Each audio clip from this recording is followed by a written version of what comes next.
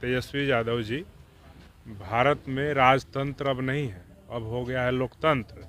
और बाबा साहब डॉक्टर अंबेडकर के दिए हुए संवैधानिक अधिकारों के तहत हर राजनीतिक दल को, हर नेता को, हर राज्य में जाके चुनाव लड़ने का हक है। जितना जिम्मेदार भाजपा है बाबा साहब को, बाबा साहब के बच्चों का, बाबा साहब के विचारधारों का हत्या करने वाला, उतना ही जिम्मेदार कांग्रेस भी है।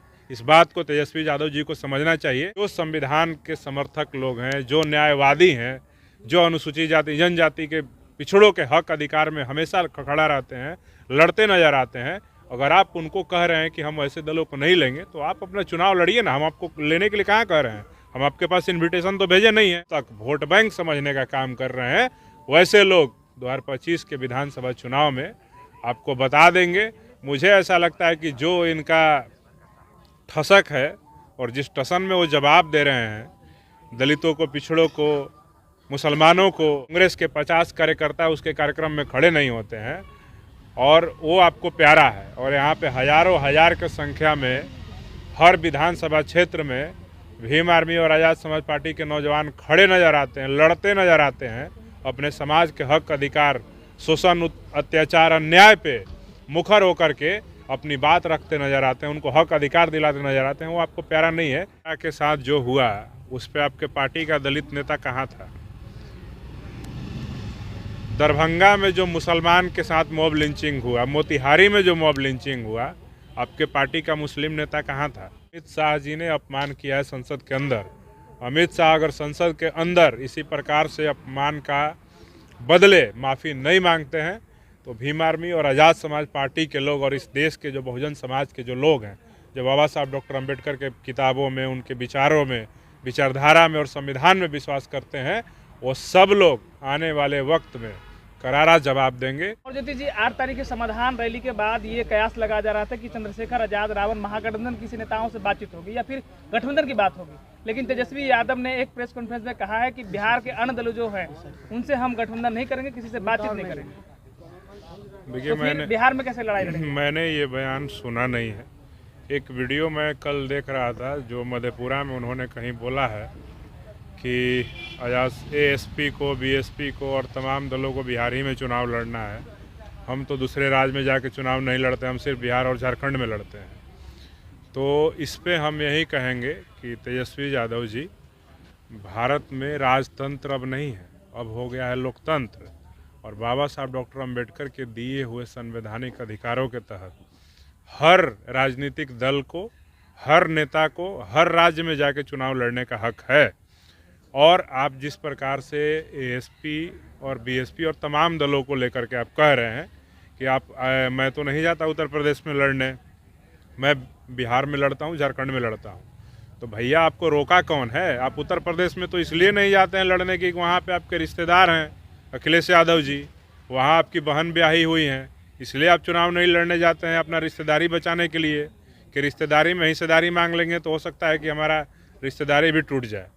तो ये देखिए, कहीं से भी जो भी है, लोकतांत्रिक देश है और यहाँ पे आप जिस प्रकार से बात कर रहे हैं, तो भीम आर्मी और आज़ाद समाज पार्टी का बिहार में जो वजूद है, जिसको आप माथे पे लेकर के पिछले विधानसभा चुनाव में 70 सीट दिए कांग्रेस का, उसका जिला में अगर उसका प्रदेश अध्यक्ष जाते हैं तो उनके कांग्रेस के प्रदेश अध्यक्ष के साथ 100 लोग खड़े नज़र नहीं आते हैं। उसको आप गठबंधन में रखना चाहते हैं, क्या मजबूरी है?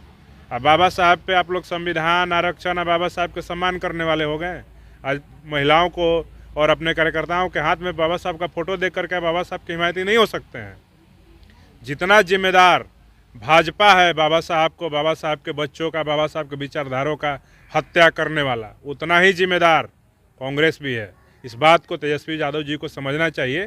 और देश के बहुजन समाज के जो लोग हैं, बिहार के, बहुत खास करके बिहार के जो अनुसूचित जाति जनजाति समाज के लोग हैं, महिलाएं हैं, युवा हैं, वो सब समझ रहे हैं कि आप कांग्रेस और भाजपा के साथ जो खेल खेल रहे हैं कि बिहार में जिसका वजूद नहीं है कांग्रेस का वजूद ख़त्म हो चुका है, उसको आप गठबंधन में लेकर के जो संविधान के समर्थक लोग हैं, जो न्यायवादी हैं, जो अनुसूचित जाति जनजाति के पिछड़ों के हक अधिकार में हमेशा खड़ा रहते हैं, लड़ते नज़र आते हैं, अगर आप उनको कह रहे हैं कि हम ऐसे दलों को नहीं लेंगे तो आप अपना चुनाव लड़िए ना। हम आपको लेने के लिए कहाँ कह रहे हैं? हम आपके पास इन्विटेशन तो भेजे नहीं है। तो आप अगर आप आरजेडी के साथ में भी नहीं ऐसा कोई नहीं है। संविधान नहीं बचाएंगे ना। देखिए हम बता आप दे कैसे रहे हैं, बचाएंगे? देखिए हम खुल के बोल रहे हैं, हमने कोई न्योता नहीं दिया है तेजस्वी यादव जी को कि हमको गठबंधन में ले लिया जाए। ठीक है, अगर आपको लगता है कि भाजपा को हराना जरूरत है तो आप हमारे साथ आ सकते हैं। हम भाजपा को हराने के लिए इस देश में हम लोग कोई भी कदम उठाएंगे, लेकिन अगर आपको लगता है कि नहीं, बिना भीम आर्मी के, बिना आज़ाद समाज पार्टी के भाजपा को हराया जा सकता है, तो 2025 के चुनावी मैदान में फैसला होगा। और बिहार के अनुसूचित जाति जनजाति समाज के लोग, पिछड़े अति पिछड़े वर्ग के लोग, धार्मिक अल्पसंख्यक वर्ग के लोग, जिनको आप सिर्फ और सिर्फ अब तक वोट बैंक समझने का काम कर रहे हैं, वैसे लोग 2025 के विधानसभा चुनाव में आपको बता देंगे। मुझे ऐसा लगता है कि जो इनका ठसक है और जिस टसन में वो जवाब दे रहे हैं, दलितों को, पिछड़ों को, मुसलमानों को अपमानित करने का, उनके नेताओं को अपमानित करने का। मानित है, वो तो कह रहे हैं कि दलित की बड़ी दलितों के भी नेता हमारे साथ में है। कौन है, कौन नेता है, नाम बताइए तो ना, नाम ले रहे हैं। किसका नाम है, कौन, हमको बताइए ना। राष्ट्रीय जनता दल का दलित समाज का नेता जो दलित समाज के मुद्दे पे कहीं खड़ा नजर आता है, नाम बताइए। नाम नहीं पता है आपको? शिवचंद्र राम है, अब्दुल बारी सिद्दीकी है, वो तमाम उनके नेता पर नाम लिए उन्होंने। अरे हम पूछना चाहते हैं, आप जिसका भी नाम ले रहे हैं वो हमारे परिवार के भाई हैं, हम उनके खिलाफ नहीं बोलेंगे, लेकिन हम पूछना चाहते हैं कि जिनका नाम लेकर के आप दलितों, मुसलमानों का वोट लेने का आप मन बना करके रखे हैं, तो हम पूछना चाहते हैं कि बिहार के औरंगाबाद में पूजा के साथ जो हुआ, उस पर आपके पार्टी का दलित नेता कहाँ था? दरभंगा में जो मुसलमान के साथ मॉब लिंचिंग हुआ, मोतिहारी में जो मॉब लिंचिंग हुआ, आपके पार्टी का मुस्लिम नेता कहाँ था? सब जगह दलितों के, मुसलमानों के मामले में, पिछड़ों अति पिछड़ों के मामले में भीम आर्मी खड़ी होती है और लड़ती है और उस वहाँ पे न्याय सुनिश्चित करवाती है, और आप उसको कह रहे हैं कि वो हमारे पार्टी में नेता है। वैसे लोगों को हम लोग नेता मानते नहीं। अब समाज के लोग देखिए, ये तय करना मेरा विषय नहीं है। ये आज़ाद समाज पार्टी कांसीराम के राष्ट्रीय अध्यक्ष और हम सब के नेता, बहुजन हृदय सम्राट चंद्रशेखर आज़ाद जी का अधिकार क्षेत्र है कि हमको किस गठबंधन में जाना है, नहीं जाना है। लेकिन हम बस बयान जो उन्होंने दिया है, मैं सुना, उस पर कई लोगों ने मुझे भेजा, उस पर मैं जवाब दे रहा हूँ कि बिहार में उनको कांग्रेस प्यारा है, भीम आर्मी आज़ाद समाज पार्टी प्यारा नहीं है।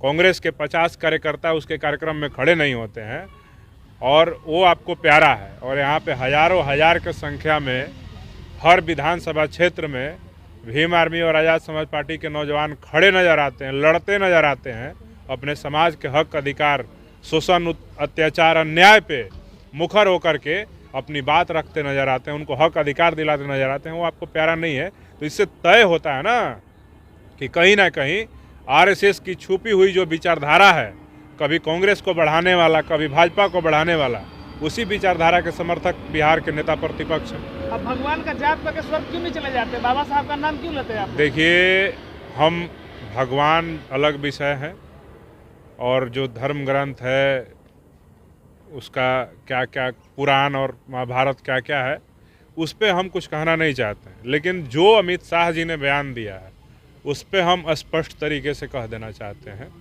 कि भारत में बाबा साहब डॉक्टर अंबेडकर के बनाए संविधान के पूर्व इस देश के अनुसूचित जाति जनजाति को पानी पीने का अधिकार नहीं था। उनको शूद्र और अति शूद्र समझ करके ओबीसी पिछड़े वर्ग के लोगों को भी इस देश में सताने का काम किया जाता है।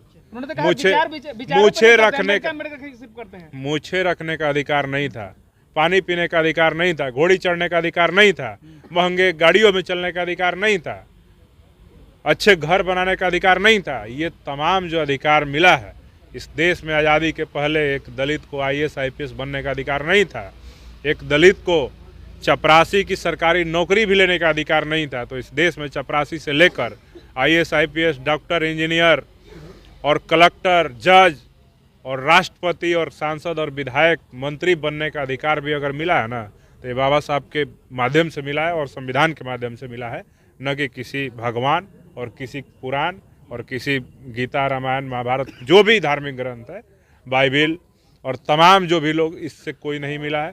तो हम सब के लिए भगवान सिर्फ और सिर्फ बाबा साहब हैं, जिन्होंने हम सब के, इस देश के करोड़ों शोषितों, वंचितों, दबे कुचले लोगों के लिए रास्ते खोल दिए कि हम लोग सम्मानपूर्वक ज़िंदगी जी पा रहे हैं और स्वाभिमान से अपने कार्यों को अंजाम दे रहे हैं। और आने वाले समय में बाबा साहब के बच्चे, अभी तो बाबा साहब का फ़ोटो लेने के लिए मजबूर हुए हैं देश के बड़े बड़े नेता और बड़े बड़े दल और गमछा लेकर। चंद्रशेखर आज़ाद को हम लोगों ने संसद में चुन करके भेज दिया तो है। मानते हैं कि अमित शाह का जो बयान है संविधान विरोधी बयान है? संविधान विरोधी मंत्री का सीधे सम्मान की तौर बात पे सीधे तौर पे अमित शाह जी ने अपमान किया है संसद के अंदर।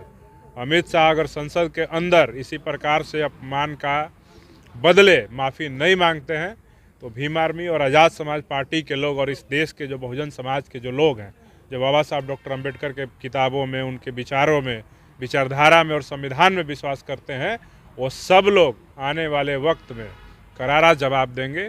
और जब जब इस देश का बहुजन समाज मुखरता से खड़ा हुआ है तब तक मनुवादी, सामंतवादी, आरएसएसवादी, इन सब को गहरा झटका लगा हुआ है और ये सब लोग बैकफुट पे आए हैं। अब देखिएगा माफ़ी मांगेंगे अमित शाह।